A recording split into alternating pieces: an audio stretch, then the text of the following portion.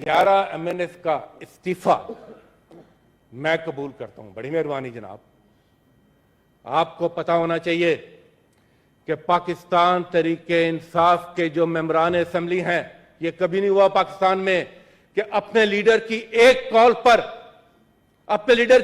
Call पर उन्होंने इस्तीफे उठाकर उनके मुंह पर मारे थे और हाउस में खड़े होकर कहा था कि हम इस असेंबली, इस ऐवान में खड़ा होना इस किस्म के रजीम चेंज ऑपरेशन के बाद अपनी तौहीन समझते हैं। आप रजीम चेंज ऑपरेशन करें असेंबलियों के अंदर और आप एक्सपेक्ट करें कि वहां पर हम उसका हिस्सा बनेंगे। हमने तो उसी दिन, और कासिम सूरी ने उसी दिन वो इस्तीफे एक्सेप्ट किए थे। हमारी राय में तो हमारे तमाम इस्तीफे एक्सेप्ट हो चुके हैं। ये कर क्या रहे हैं सर? ये कर रहे हैं कि ये इस वक्त बौखलाहट का शिकार हैं। ये इनको कुछ समझ नहीं आ रही, ये हाथ पांव मार रहे हैं, कभी इधर हाथ मारते हैं, कभी उधर। किसी ने कल इनको एक नई पट्टी पढ़ाई कि जनाब चले इस तरह करते हैं कि 10-10, 11-11 करके हम ये करेंगे, शायद हम कुछ ज़मीनी इलेक्शन करा लें, 2-4 दिन हमारे हुकूमत के और बढ़ जाएं। कोई साहब आके कहते हैं, बड़क लगाते हैं कि हम पता नहीं जमीन जो है उसको गरमा देंगे। और भाई जमीन तो सुगड़ गई है आपके पांव के नीचे, ये इस्लामाबाद की बाउंड्री के अंदर रह गई है और ये भी खिसकने वाली है। इमरान खान के हाथ में है ये कारपेट, जिस दिन चाहेगा खींच लेगा जमीन आपके पांव के नीचे से। आप किस बात की बात कर रहे हैं? आप किसको धमकी दे रहे हैं? आप किसको कह रहे हैं कि हम ये करेंगे और दीवाने की बढ़के हम अपनी टर्म पूरी करेंगे? कौन सी टर्म की बात करते हैं आप? रजीम चेंज वाली ऑपरेशन की? जनाब हम पहले दिन से कह रहे हैं ये सारे ताने बाने, चाहे वो माशी सूरत हाल हो, चाहे वो सियासी सूरत हाल हो, ये तमाम ताने बाने मिटते हैं जाके ऑपरेशन रजीम चेंज के साथ। कल क्या हुआ? आज अखबार उठाएं, तारिक फातमी साहब का दौरा आपने सारों ने पढ़ा होगा। कोई कहता है निजी दौरा है, कोई कहता है सरकारी दौरा है। तारिक फातमी साहब याद है आपको, वो डॉन लीग्स वाले, आजकल मेरे ख्याल मामले खुसूसी हैं। वो वहां पर अमेरिका में अमेरिकी हुकाम से मुलाकातें कर रहे हैं और वजारत खारजा कह रही है कि ये उनका निजी दौरा था। यही पूरी हुकूमत के मामलात हैं। ये सरकारी मामलात को अपने निजी मामलात समझकर चला रहे हैं। ये जब मीटिंग्स करते हैं सरकारी, उसमें भी अपने निजी मफादात को रखते हैं। आपने देखा नहीं कि जब टर्की जाते हैं तो सलमान शहबाज वो वहां पर उन डीलों में मौजूद होते हैं और आते साथ सबसे पहले क्या अनाउंस होता है? Solar panels. और यहां किसी से उठाकर आप पूछ लें, यहां हमें तो यह कहा जाता था कि मुल्क में सरप्लस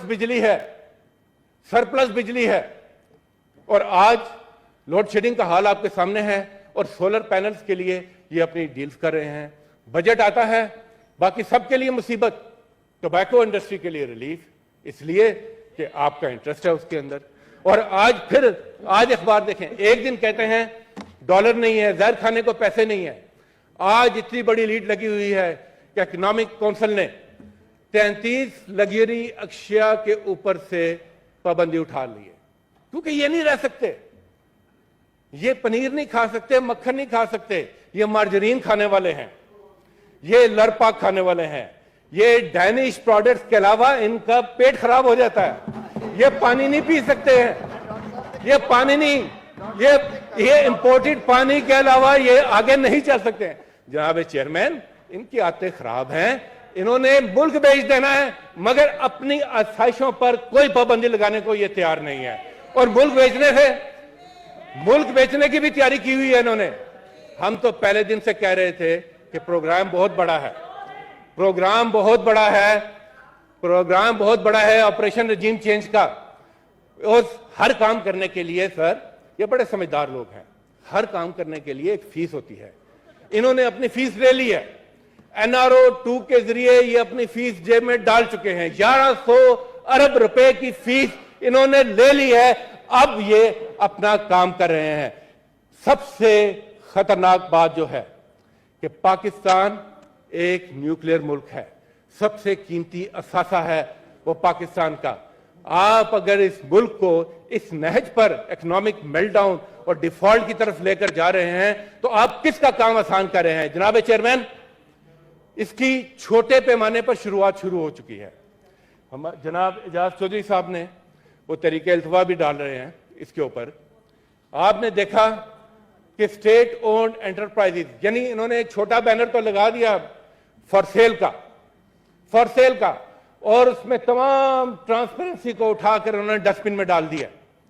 और जो मुल्क, अच्छा पहले करते ही हैं, इनका यह भी पुराना तरीका है कि पहले फॉर सेल चीजों को उस हालत पर लेके आओ कि कोई लेने को तैयार ना हो, और बाद में उसको उन्हें पुणे बेच दो। ये है इनके मामलात। इसके ऊपर बड़ी लंबी बात हो सकती है। मैं सिर्फ ये कहना चाहता हूं जनाब चेयरमैन कि अभी भी वक्त है। देखें, ये मुल्क है तो सियासत है, ये मुल्क है तो हम हैं, हमारा जीना मरना तो इस मुल्क के साथ है। आपका मसाइल और हैं, आपके तो मीनार जो है एहराम मिस्र की तरह करप्शन के, वो पूरी बरे आज़मों में फैले हुए हैं। जहां उठाओ सर वहां पर पता चलता है कि ये पाकिस्तान के साबिक वजीर आजम का मीनार है, यहां पर करप्शन का। जनाब चेयरमैन, इनका तो पता नहीं, मगर पाकिस्तान के अवाम ने यहां रहना है। पाकिस्तान की जो इस मुल्क की सही लीडरशिप है उसने यहां पर रहना है। और इस मुल्क का दर्द अगर आप रखते हैं तो खुदारा सियासत को पीछे कीजिए, मुल्क की मफाद को आगे कीजिए। उसका क्या हल है? उसका देखें, ये कभी नहीं हो सकता कि मुल्क में बेयकीनी की कैफियत हो और मुल्क की मईशत ठीक हो जाए। ये कभी नहीं हो सकता। कल इन्होंने क्या कहा? कल इन्होंने इस बात को तस्लीम किया कि 1 साल के अंदर हम कुछ नहीं कर सकते। ये मैं नहीं कह रहा, ये कल की प्रेस कॉन्फ्रेंस है इनकी, कि और साथ ये भी कहते हैं कि 1 साल से पहले हम जाना भी नहीं चाहते। आप कर क्या रहे हैं इस मुल्क के साथ? ना आप कुछ करने जोगे, और कहते हैं हम जाना भी नहीं है। जाने के तो आप फिक्र ना करें, वो फैसला तो पाकिस्तान के अवाम ने अपने हाथ में ले लिया है और उन्होंने अपना लीडर भी चुन लिया है। जिस दिन वो फैसला करेगा उस दिन आपको जाना पड़ेगा। जनाब चेयरमैन, इन ज़िमनी इलेक्शन के अंदर पाकिस्तान के अवाम ने अपना फैसला सुना दिया, और वो फैसला किस तरह सुनाया? धन, धोंस, धांधली, तीनों चीजों के खिलाफ पाकिस्तान के अवाम इमरान खान की कॉल पर लड़े हैं। बड़े शहरों में, छोटे शहरों में, हर जगह पर उन्होंने इनको शिकस्त फाश दी है। ज़बाने खल्क को नकारा खुदा समझो। अल्लाह बोलता है अपने लोगों के जरिए। ज़बाने खल्क जो है वो उसकी बड़ी अहमियत है। अगर वो नहीं समझेंगे तो तारीख भरी हुई है उन किरदारों से कि जिनका फिर नामो निशान कभी नहीं रहा। और जनाब चेयरमैन, इनकी कारकर्दगी का ये हाल है।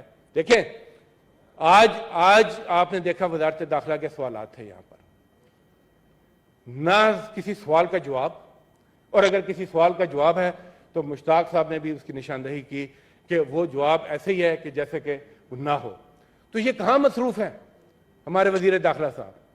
ये कभी टीवी पे बैठ के कहते हैं गवर्नर राज लगा रहे हैं, कभी आप देखें इमरान खान साहब, शीरी मज़ारी साहबा, दोनों के घरों से वॉइस रिकॉर्डिंग डिवाइसेस बरामद हुई हैं।